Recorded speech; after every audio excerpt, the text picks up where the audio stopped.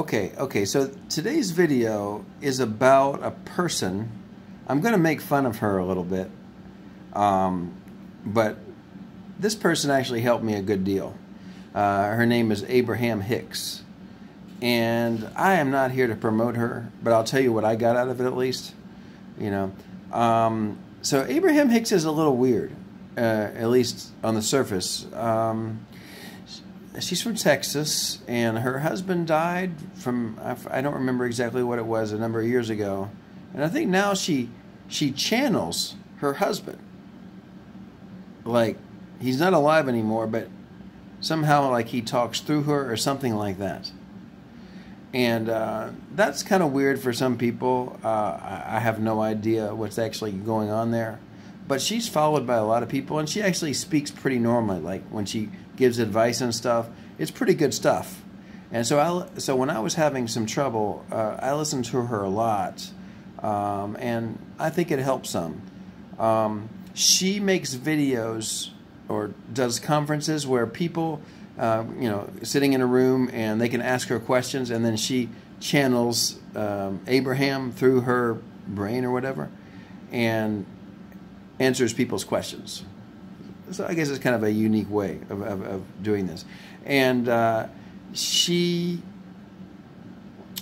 like some examples of questions, people will say like, I don't have any love in my life, and I'm trying to find love in my life, and I just feel lonely. And she'll start telling them, oh, well, first you got to love yourself, and she'll give a bunch of advice, and she has a unique way of, she has something called the vortex, and I think she even has like a morning meditation to get you into the vortex. The vortex is like where everything is swirling around, and you feel like your life is moving and things are going in the direction you want to go. And she has a plan of, like, I think is it 4 or 5 steps of getting you into the vortex and being there more frequently so that you're in a good mood and your life's going in a good way. So you might check it out. But I'm here to make fun of Abraham Hicks.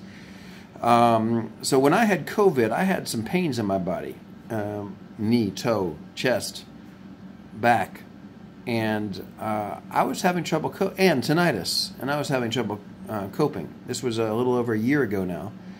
And so one of the people came up to Abraham and asked a question, hey, like I've had chronic pain for a long time, and I'm really having trouble coping from day to day, and I'm trying to find a way to, make it better. You know what her advice was? Just relax into it. and like, I was like, oh, really? I wish I would have thought about that. Oh, I got pain? Just relax into it. Is that what all we got to do? Oh, you got a vacuum cleaner playing in your in your brain, and you can't turn it off. Just relax into it, right? So yeah, that's all you got to do. Relax into it, and you'll be fine. So actually, that wasn't her entire point, but let me take that point and go for and just say that when you have a vacuum cleaner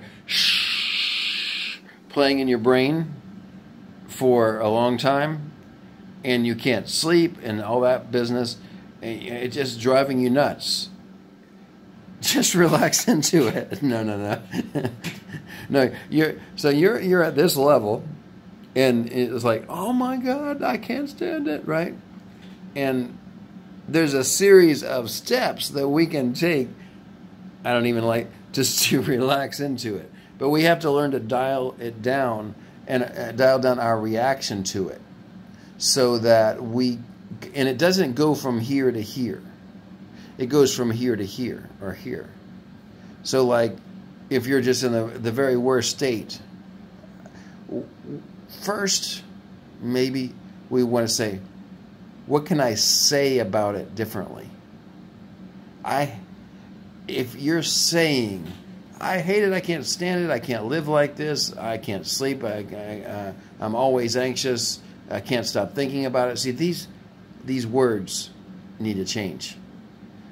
I think that's one of the first steps. Okay, well, I can deal with it.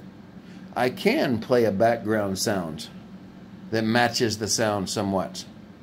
I can then play that sound and keep that sound with me all the time for a while, and play chess online, or call my mother or my girlfriend, or if you're a girl, or your husband or boyfriend or whatever, your child. All that. I can maybe bring earphones or some sound with me and go for a walk and exercise. There's some things I can do, and I can learn to cope with it. I can sleep better. I can be less anxious. Maybe I can't. Maybe I'm not doing that right now, but I can. And lots of people have. So if they have done it, I can too. So we change the language about how we talk about it. And then we engage in activities that help us to use our mind in a different way besides worrying about it. And from there, if we can just get a few minutes of peace sometimes where we just didn't think about it for a while, we did something else, wonderful. And then from there, we also want to not even care about it anymore. Because part of what our brain does is say, oh my God, I've got to control this. But actually with tinnitus, you can't control it. Sorry. Just relax into it. No, right? But you can change the way you think about it. And you know, to be honest, I really don't care about it now. If it went away, okay, that's wonderful. That's wonderful. But if it doesn't, I'm not obsessing about it anymore. It's there, and I don't even notice it now. This whole video, I have not found the sound. It's pretty loud, honestly, but I don't know how to describe it. I've just trained my brain to not think about it, so it's not there. There's times it's there.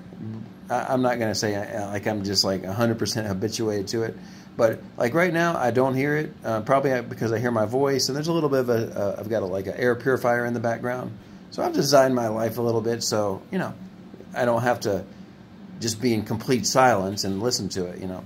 So, but I don't care about it. It doesn't change anything now. As a matter of fact, I'm so happy. If you see my last video, I'm so happy that I've learned about obsessive behavior, obsessed with something, and learned how to not be obsessed so much anymore. So it has improved my life, having tinnitus, believe it or not. And I relaxed into it. So you want to kill me right now? Boom! Relax into it. Are you joking?